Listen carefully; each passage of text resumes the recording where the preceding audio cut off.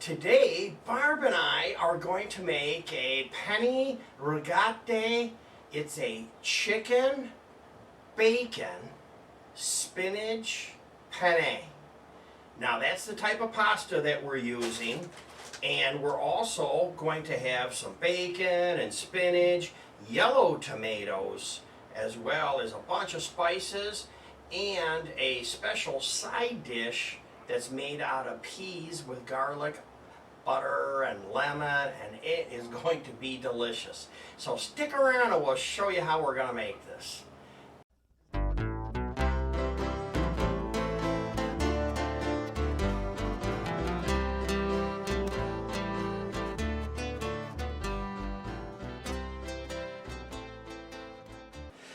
Hi everyone, welcome back to the Diabetic Diet Show. To get started, I need to cook bacon and pasta. So what I have done is I have cooked the full package of bacon. Because if I'm going to make bacon, I might as well make the whole package. So I have 2 of these, and I put the bacon on them, and I throw them in the oven at 400 degrees for about 20 minutes, and as you can see, they come out absolutely perfect. I have pre-cooked the pasta, and I would recommend that you use the penne type pasta. It has swirls, and the swirls help to hold the ingredients. So if you can see, that's what it looks like with the swirls on it. Now, I have the pasta already cooked. This was simple. This was boil water. Put this pasta in the water with a pinch of salt after it gets boiling, not before, because it'll mess up your pans if you put the salt in too soon. It can hit your pans. So I just put it in for about 2 minutes, and that's about it for the pasta. The next thing we need to do is just go through some ingredients and kind of organize things here a little bit. So what we have for ingredients is spices first. So we have pulled and already measured the garlic powder, the Italian seasoning, we have paprika, and dill. And you can do fresh dill if you want. We didn't. We have some butter, lemon, spinach, 2 cans of spinach, some tomato paste, yellow tomatoes, can of peas, which is going to be for our side dish, and some garlic. So the first thing I need to do is to fire up the pan now, get this going, get it hot. And today we're going to use olive oil. So I'll get some olive oil in here. And you know me, I like olive oil, so I use a bunch. We'll get that going, and as soon as it gets hot, we will put the chicken in there. Now the other thing I'm going to start on, because it takes a long time, is the peas. So I'm going to go ahead, put the peas in the pan, and get them cooked. Now if you don't cook these, they're going to taste raw. And this is real easy to cook these. To cook these, all you need to do is to throw in a little bit of butter. And you want about a tablespoon. Maybe if it'll come off the fork. And then we save this for our other recipe. And some lemon. So if you want, Barb, you can do this like this a little bit to the lemon just to kind of juice it up. And then we'll cut that and we're going to squeeze it in, and that's going to be like a secret ingredient to make it taste really, really good. So we also have a little bit of vinegar we're going to put in. And with the vinegar in the recipe I wrote, you can use any kind of vinegar you want. I'm going to use the red wine vinegar. It's all about the same. So it takes just a minute, and this gets hot, and then we'll get our chicken going. So I have another pair of scissors. This is why you want more than 1 pair of scissors in your kitchen. Because I buy these bags, individual like this. This is Tyson brand. Here's a couple of side tips for you. Anything that goes into the kitchen gets pre-treated with a spray detergent. I'm sure there's probably different brands of this. I happen to be buying this brand. I also have bleach and water mixed in a bottle, and I can spray anything that came in contact with meat, and I can spray with that. Yeah, they're hot, isn't it? Okay, now I have to do some garlic. So for the garlic, by the way, all these measurements, you don't have to write this stuff down. If you just click on the subscribe button on down in the bottom, you'll see the more button. You click there and the recipe's going to be there. Or if you want, you can go to my website, which is jamestdds.blogspot.com, and that's where we list all the information. Now for my garlic, if after doing 5 minutes per side, if they're not done, just put a lid on it and let it go for another minute or two. That is also one of my tricks that I do with meat. I put a lid on it and I let it sweat or humidify itself, and it comes out juicy. Especially with pork chops, the last minute or two, next time you make them, put a lid on it, try it, and you watch. The pork chops will be juicier than they would be otherwise.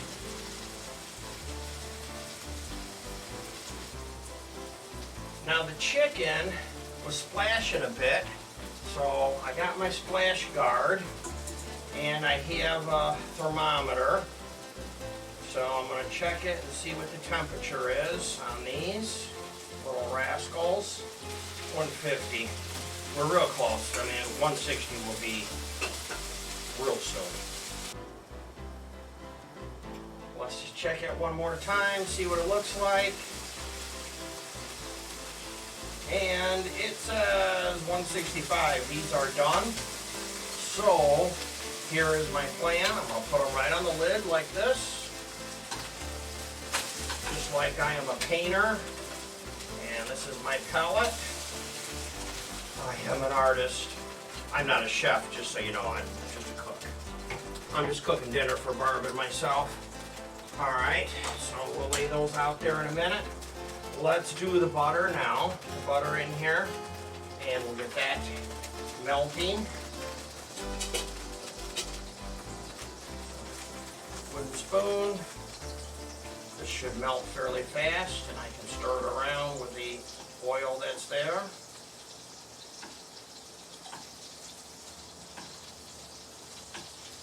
And I think just for the fun of it, Barb, I'm going to pour a little bit more olive oil in here, just because when you do that, the olive oil helps the butter to not burn.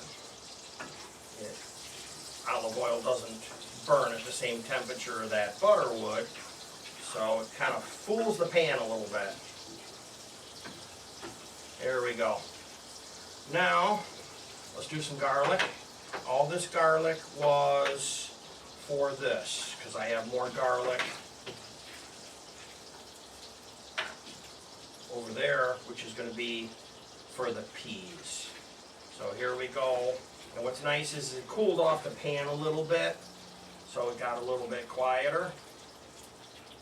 Now it's really going to cool off the pan when I put this in. Barb drained these, so they're, when you're using a canned product like this, there you go. Here's another one.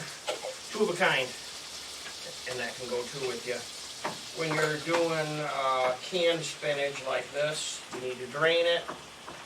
You know, sometimes I use fresh spinach, frozen, but you know, dwindles down to nothing. The measurements, and you don't need to write these down, like I said, because it's all in the show notes, but 2 cans is actually the 1.5 cups that you need for the recipe.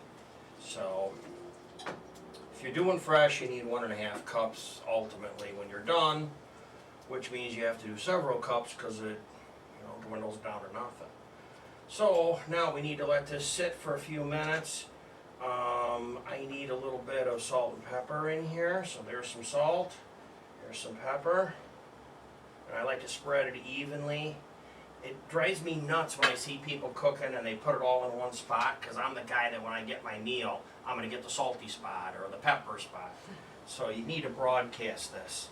Now I'm going to switch sides with you, Barb, because I'm going to come over here to this chicken, and I'm going to cut this up So the first thing I need, and you might want to grab some paper towels, because these are juicy. As you can see, they're juicy, which is really a good thing.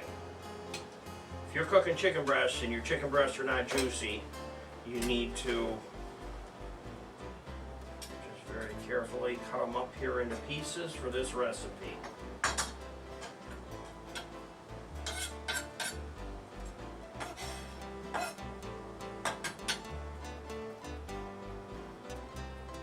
I need to put in some vinegar, some paprika,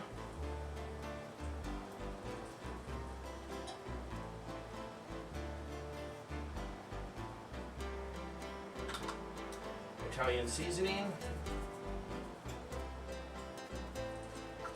and then I need to put in the tomatoes.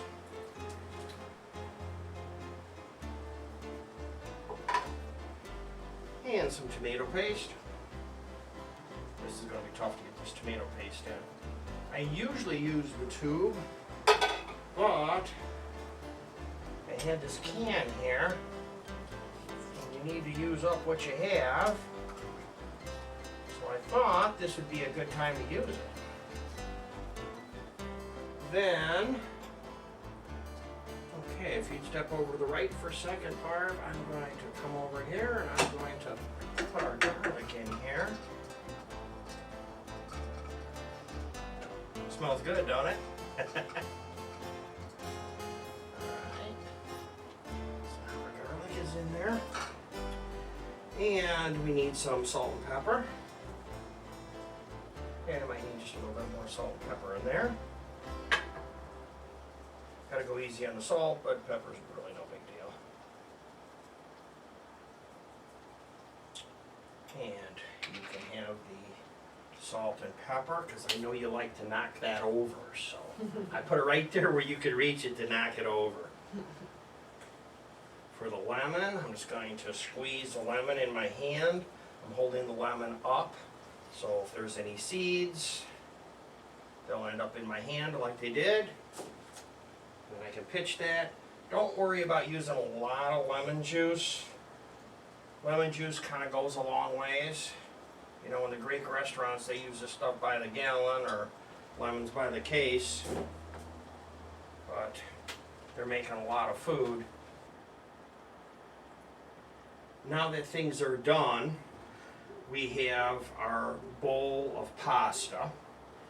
And I'm going to bring the peas out to mix them with the pasta, just like this. And then I have some Parmesan to sprinkle over the top. And we'll set that aside for a moment.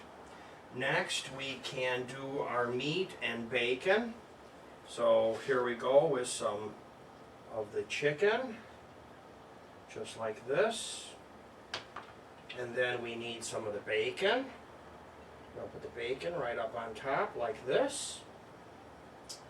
Then we're going to move our plate over here. This is hot, no sense moving it around. So I'm just going to scoop some of the spinach out of here. I'm just going to put it right up on top like this.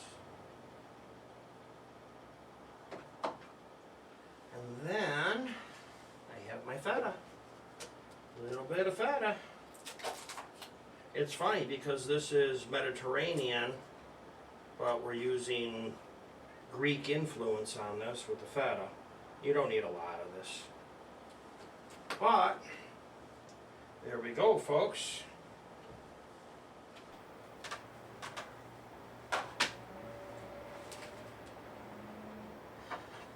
We have everything all set.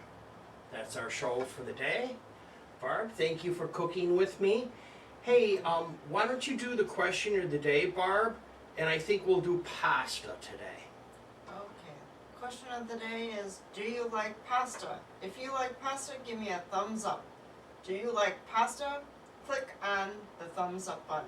And please remember to subscribe. It helps us a real lot to build the channel out. And we will see you next time.